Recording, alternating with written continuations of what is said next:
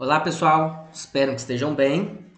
Iremos dar início agora na nossa aula 1.2 da disciplina de Estruturas de Concreto 1 no curso de Engenharia Civil. Lembrando que a primeira parte da aula 1 abordamos o plano de ensino da disciplina, ou seja, apresentamos a ementa, tudo que será abordado ao longo dos próximos vídeos, sobre o objetivo da disciplina, certo? E alguns pontos em relação aos elementos de laje e de viga. Agora, nessa segunda parte da aula 1, iremos fazer essas considerações iniciais abordando um pouco sobre a estrutura de concreto, ou seja, o nosso objetivo desta aula 1.2 é apresentar a normatização necessária para dimensionamento das peças de concreto e vamos fazer uma correlação, às características e propriedades do concreto e do aço de acordo com a norma 6118 de 2014. Então, inicialmente, vamos fazer um revisando das matérias de concreto, de construção civil 1 e 2, as disciplinas de macro, onde iremos abordar primeiro, alguns pontos referentes ao concreto, a composição do concreto. Então, o concreto ele é um material composto ou material compósito, como estudado em Macro 1, constituído por cimento, por água, agregado miúdo, que normalmente tem como uso principal a areia, embora há estudos, sobre o uso de agregados miúdos como o pó de brita, são areias artificiais, porém não temos ainda resultados tão satisfatórios para uma substituição imediata. Agregado graúdo, que seria as nossas britas, que são classificadas em brita 0, brita 1, brita 2, brita 3, dependendo da necessidade em cada uma dessas classificações. O concreto pode também conter adições e aditivos químicos com a finalidade de melhorar ou de modificar as propriedades básicas. Vamos relembrar algumas desses aditivos, Temos o incorporador de ar, que ele busca uma melhora no desempenho acústico e no desempenho térmico, Por quê? Porque você acaba aplicando ali naquele concreto, algumas bolhas, alguns espaços vazios com essa finalidade. Porém, tem o aditivo que faz o inverso, ele tira esse ar, que são os aditivos plastificantes, que são concretos que buscam ter como resultado concretos mais maleáveis, concreto com boa trabalhabilidade. Temos os superplastificantes, que têm essa mesma característica, só que de forma mais intensa, que normalmente são utilizados para obter ali concretos autoadensáveis, para serem utilizados em bombeamentos. Temos também os aditivos referentes a modificadores de pega, tanto os aceleradores de pega quanto os que retardam a nossa pega, principalmente quando eu preciso transportar o meu concreto a uma distância elevada, em que eu preciso retardar esse tempo de pega para que eu consiga ter ainda uma trabalhabilidade e um uso para esse concreto ao chegar no local de aplicação. Temos também os aditivos impermeabilizantes, que são os que melhoram as características do meu concreto para esse fim, para o contato com a água. Então, esses aditivos são muito utilizados também tanto em concreto quanto em argamassas. Então, o concreto é obtido por um cuidadoso proporcionamento, que normalmente estuda-se em Macro 2, essa dosagem desse concreto, a proporção entre os elementos cimento, a relação água-cimento, a proporção de agregado miúdo e graúdo, para que eu obtenha o melhor concreto para a característica inicial definida para o mesmo, ou seja, eu defino qual o FCK que eu quero atingir nesse concreto e, para atingi-lo, qual a dosagem ideal a ser executada, definindo então essa quantidade de cada um dos diferentes materiais, a fim de proporcionar ao concreto diversas características desejáveis, tanto no estado fresco quanto no estado endurecido. Temos aqui que as estruturas de concreto são comuns em todo o país, em todos os países do mundo, caracterizando-se pela estrutura predominante no Brasil. Então, o concreto tem normativa em todo o mundo, sempre foi utilizado, embora em alguns países não é a metodologia predominante. Diferente do Brasil, né, onde o domínio nas edificações, obviamente, é pelas estruturas de concreto armado. Seja por sua facilidade de execução, seja por conhecimento, né, de mão de obra, mas é sim ainda um dos mais utilizados. Talvez o principal ponto seja até mesmo o custo, que ainda é o mais em conta em comparação com outras metodologias como estruturas metálicas e madeira. Comparado a estruturas com outros materiais, né, a disponibilidade dos materiais constituintes, concreto e aço, é a facilidade de aplicação, explicando a larga utilização da estrutura nos mais variados tipos de construção, como em edifícios de múltiplos pavimentos, né? Pontes, viadutos, reservatórios, barragens, pisos industriais, pavimentos rodoviários, aeroportos, paredes de contenção, obras portuárias, canais, entre diversas outras estruturas que podem ser feitos com o uso do concreto armado. Então, como já vimos, né, o concreto é composto por água, cimento e agregados, associam esses materiais e tem-se vários resultados, como, por exemplo, né, o concreto é a junção, né, de todos esses elementos, porém eu posso obter antes uma pasta que seria a mistura apenas do cimento com a relação água-cimento, né, cimento e água, a argamassa, que normalmente é utilizada para assentamento de blocos cerâmicos, assentamento de blocos de concreto, reboco, né, a parte de revestimento, que é a combinação de cimento, água e agregado miúdo, ou seja, cimento, água e areia. E o concreto tem a adição ainda da brita, né, do agregado graúdo. Tudo isso vocês já sabem e relembram isso em materiais de construção. Temos um microconcreto em que é utilizado agregados graúdos com menores dimensões, ou seja, abaixo de 9,5 milímetros. Temos o que a gente chama de concreto de alto desempenho, são concretos com resistência superior a 50 MPa, tanto é que até a norma 6118 ela separa em duas classes, né, o nosso concreto. Tem o grupo 1, que são concretos que oscilam ali entre 15, né, e 50 MPa, e os concretos de alto desempenho estão no grupo 2, que já entram os concretos de 55 até 90 MPa, em que essa separação ela é importante porque o método de dimensionamento desses concretos mudam. Então, na própria norma, vocês vão ver durante as nossas aulas que há equações utilizadas para concretos do grupo 1 e equações um pouco diferentes para o dimensionamento de concreto de alto desempenho do grupo 2. Então, algumas definições também são importantes na compreensão da estrutura de concreto armado, como o concreto estrutural, né, que é um termo que se refere ao espectro completo das aplicações do concreto como material estrutural, e os elementos de concreto, né, são elementos estruturais elaborados de concreto que não possuem ali o uso da armadura, o nosso concreto simples. Então, a norma até estipula, por exemplo, a definição de qual o peso específico quando eu tenho um concreto simples, que é um concreto sem adição de armaduras, e um concreto armado com adição de armaduras. Então, há uma diferença entre eles, porque em alguns elementos podem sim ser elaborados com um concreto simples. Vou dar um exemplo básico na parte de fundações. Na parte de fundações, existe uma diferença entre o que a gente chama de fundações superficiais ou fundações rasas das fundações profundas.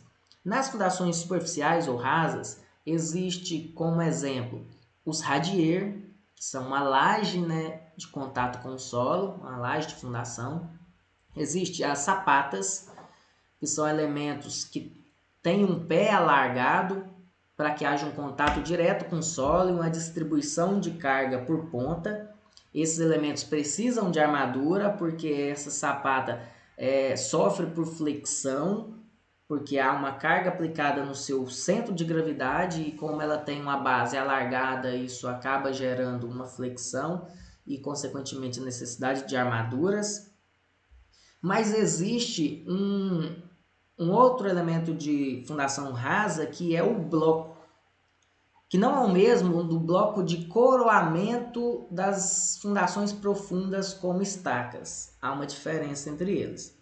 Então, esse bloco das fundações superficiais é um bloco em que não há necessidade do uso de armadura, porque a forma como esse bloco é dimensionado, além do fato de que o objetivo desse bloco é resistir a baixas cargas, ela não há necessidade da armadura porque a própria composição do concreto, a distribuição geométrica desse bloco, faz com que ela seja resistida pelo próprio concreto.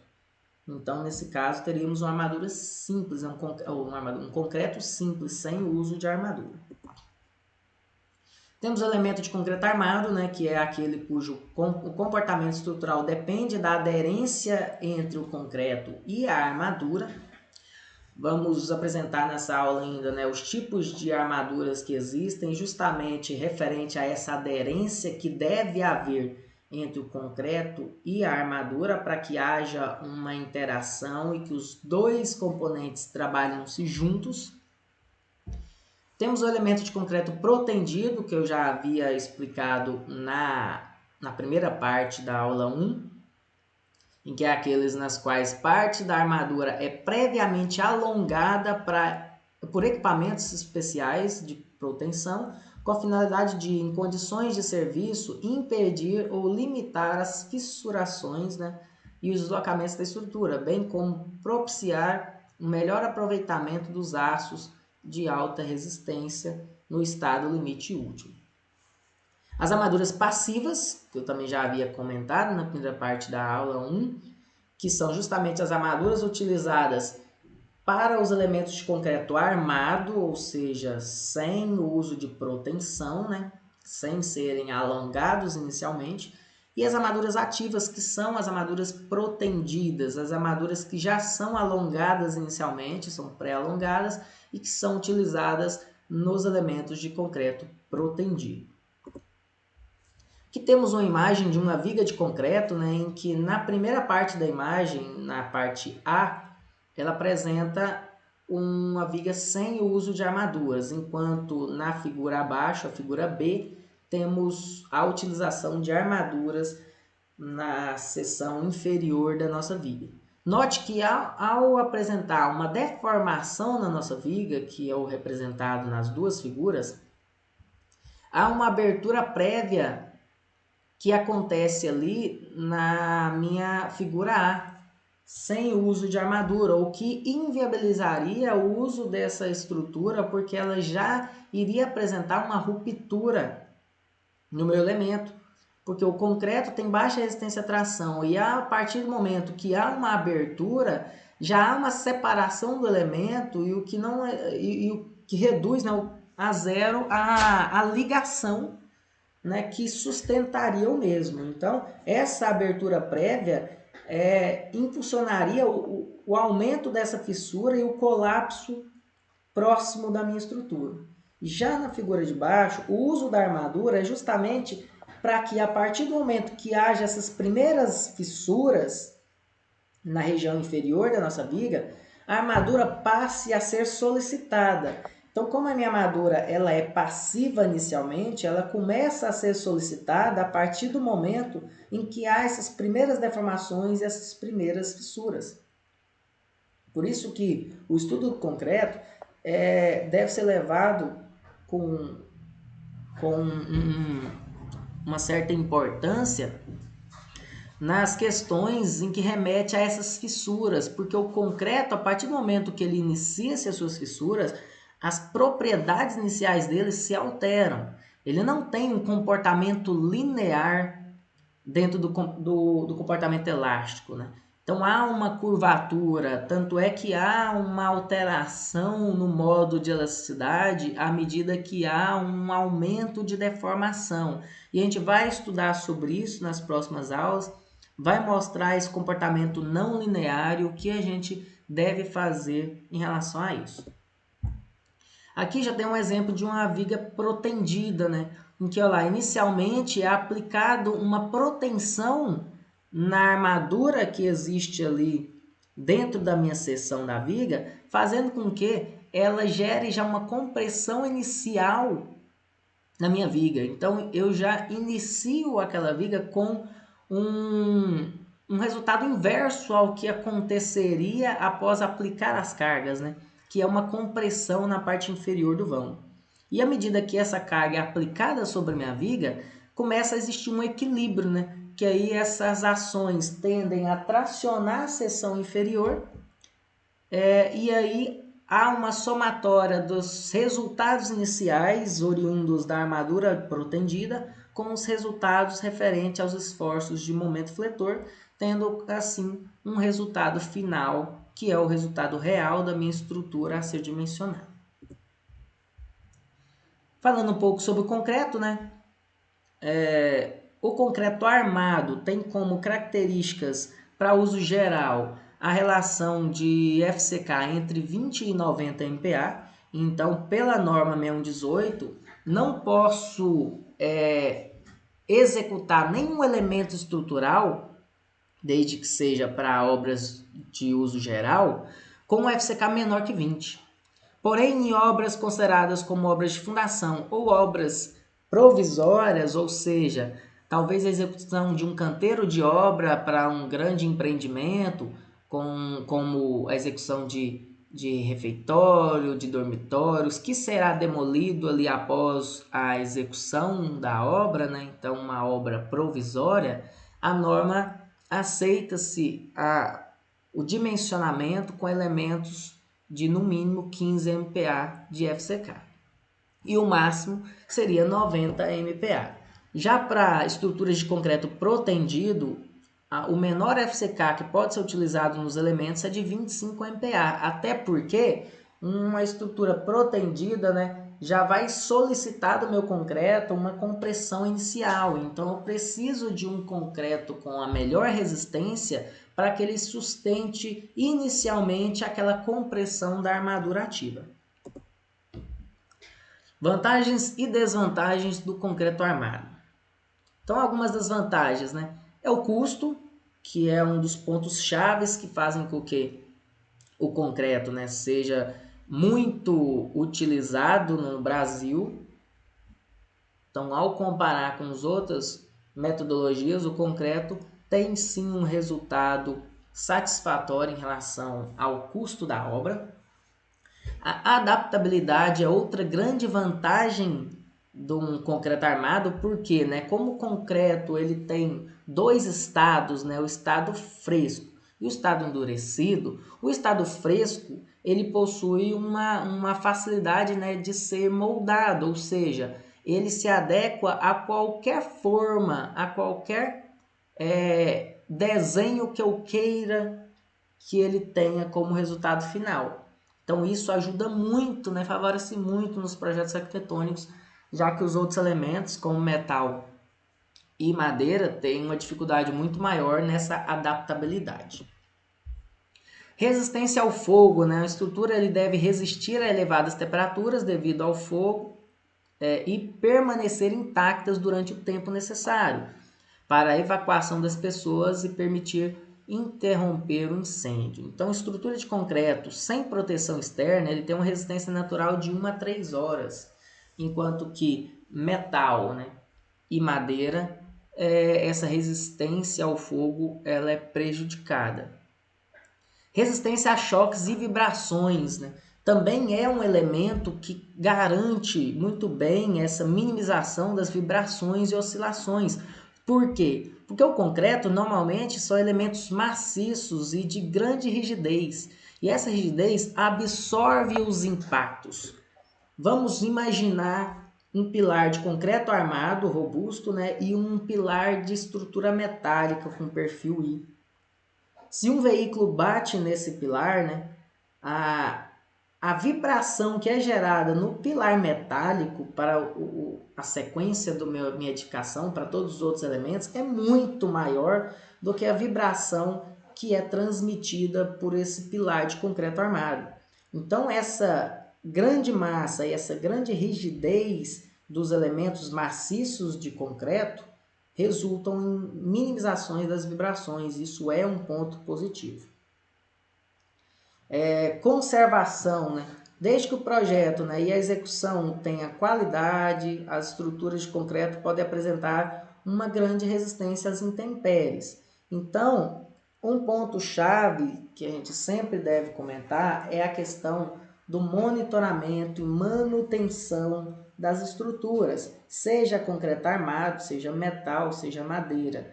Uma estrutura ela deve se manter intacta ao longo da sua vida útil, né? E para isso a gente precisa monitorar e verificar se ela não está sendo agredida de tal forma pelas intempéries, pelas ações ambientais, de tal forma que reduzam a sua resistência e que possa apresentar ali um prejuízo à segurança e estabilidade da estrutura.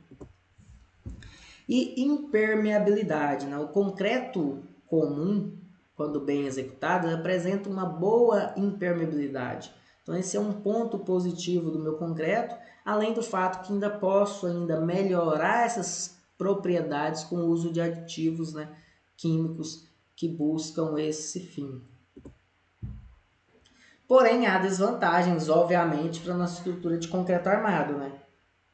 Eu quero dimensionar, nossa disciplina é o concreto armado, porém a gente tem que pautar também nessas desvantagens, até porque essas desvantagens, eu conhecendo elas, eu posso buscar minimizá-la de alguma forma no dimensionamento.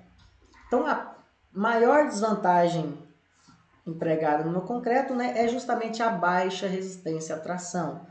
Todos sabemos que o concreto tem uma boa resistência à compressão, porém, pela sua composição, né, a forma como as moléculas agem no meu concreto, ele não tem ali uma ligação muito forte, o que inviabiliza no sentido de tração no meu elemento. Ele consegue se desassociar de uma maneira muito mais facilitada. Então, a resistência do concreto à tração ela é baixa se comparada à de compressão. Normalmente tem cálculos para isso, mas em média a resistência à tração é 10% da resistência à compressão. Ou seja, se eu desenvolvo um concreto com um traço, né, com uma dosagem que busca um resultado de compressão de 30 MPa, a resistência à tração desse concreto normalmente seria em torno de 3 MPa. Então, é muito prejudicado. Por isso, a necessidade do concreto armado, né? O aço entra para esse fim, para cumprir ali um problema de tração que o concreto tem, e o aço entra para resistir a esses esforços. Formas e escoramentos é uma outra grande desvantagem, né? Porque eu preciso de montar, moldar tudo isso, já que o meu concreto ele passa por um estado fresco para um estado endurecido. Isso acaba podendo elevar alguns custos, dependendo principalmente até das dimensões escolhidas pelo concreto. Então, vale ressaltar a importância de estudar as dimensões padrões em que geraria melhores resultados de execução e padronização dos elementos. Então, na disciplina de projetos de estrutura, que é a disciplina posterior às disciplinas de concreto, temos aulas referentes a isso. As dimensões usuais para vigas, pilares e lajes, de tal forma que buscam uma redução ali de material e mão de obra na hora de montar as formas e os escoramentos em uma estrutura, como por exemplo. Outra desvantagem é a baixa resistência do concreto por unidade de volume. O que quer dizer isso, né? Quando a gente correlaciona a resistência do material a seu peso específico, a sua massa específica, né? O concreto tem um baixo resultado, porque o concreto tem uma resistência X, porém o volume dos elementos estruturais, né, em relação à sua massa específica, proporciona um peso muito elevado. Vamos dar um exemplo simples. Se eu preciso executar uma viga em um vão de 10 metros livres, eu precisaria executar uma viga de no mínimo 1 metro de altura ali, para minha ideia de pré-dimensionamento, porque normalmente uma viga ela é pré-dimensionada com 10% do seu vão, então se eu tenho 10 metros, eu tenho 100 centímetros, né? Eu tenho 1 metro de altura. Se eu tenho uma viga de 5 metros, 50 centímetros de altura. Só para ter uma noção. Imagina uma viga de concreto maciço, concreto armado ali, de 1 metro de altura por 10 metros de comprimento, por uma largura ali de 20, 25 centímetros.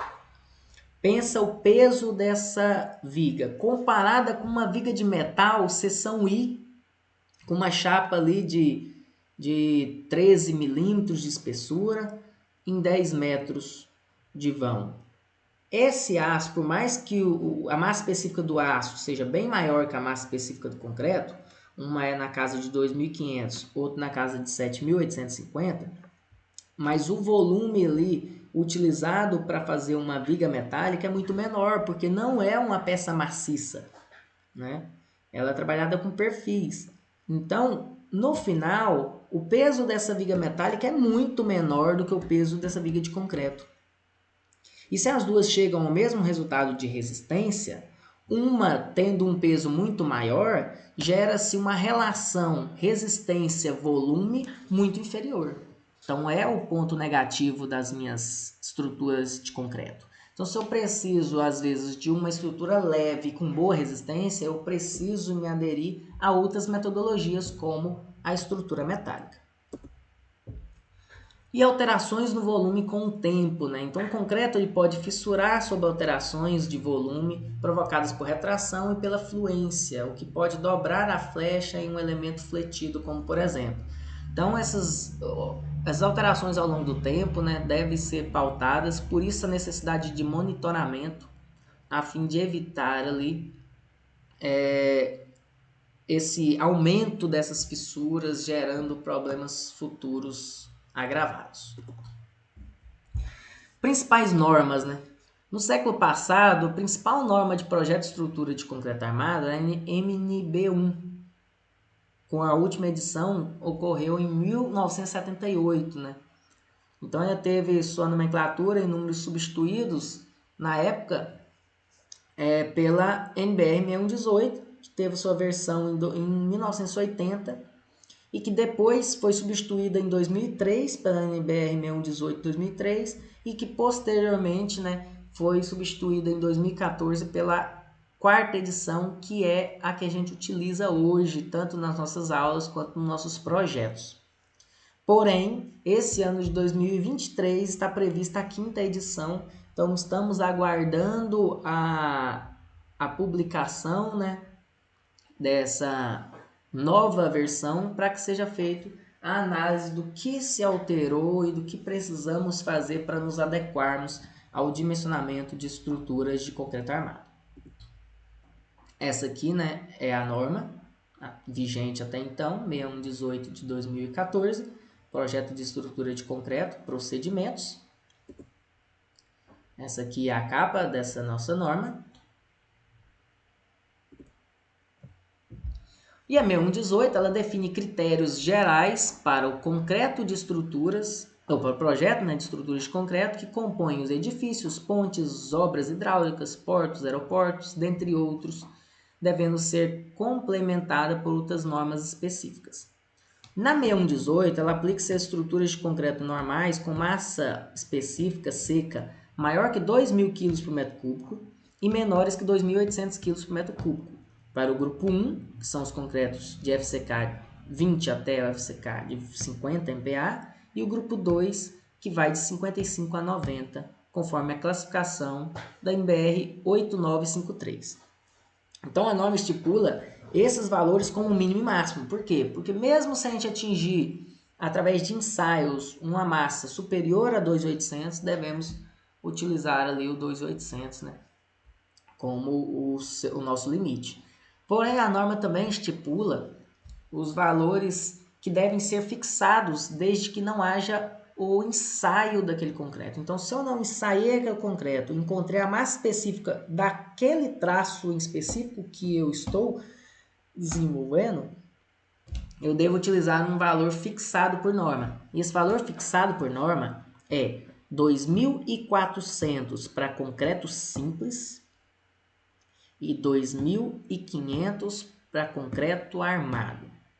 Então, são 2.500 quilos para 1 metro cúbico de concreto armado.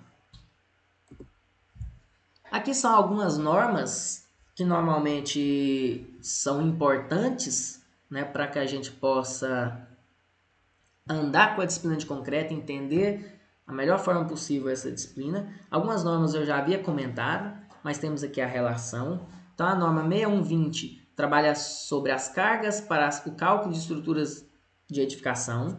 Então, essa norma 6120 a gente utiliza a todo momento para determinar qual a carga que será aplicada sobre uma laje, sobre uma viga. Então, nela mostra-se quais as cargas para paredes que utilizam blocos cerâmicos, blocos de concreto, com reboco ou sem reboco.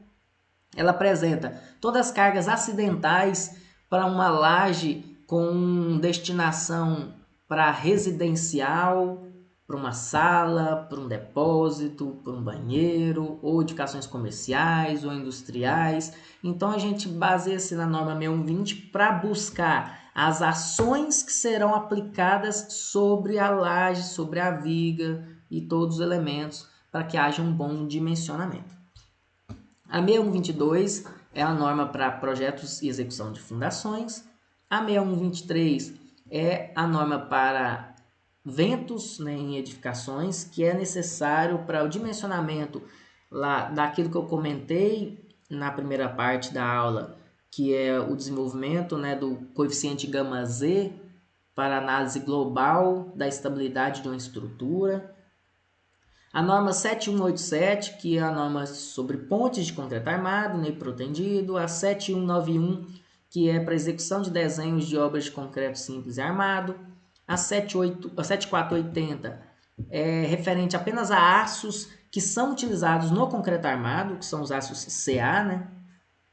A 8681 é para ações de segurança nas estruturas. E a 9062 para projeto e execução de concreto pré-moldado. Então, são algumas normas ali que têm correlação com a nossa norma principal, 6118, que estabelece todos os parâmetros necessários para o dimensionamento de estruturas de concreto armado. Então, resumindo nossa segunda parte da aula, nós apresentamos as normatizações necessárias para o dimensionamento das peças de concreto e fizemos uma correlação dessas características e propriedades, né, com a norma 6118. Ainda será apresentada uma terceira parte da aula 1, então a aula 1.3, onde iremos falar um pouco sobre os materiais de concreto armado. Então, aguardo vocês para essa terceira parte da nossa aula 1.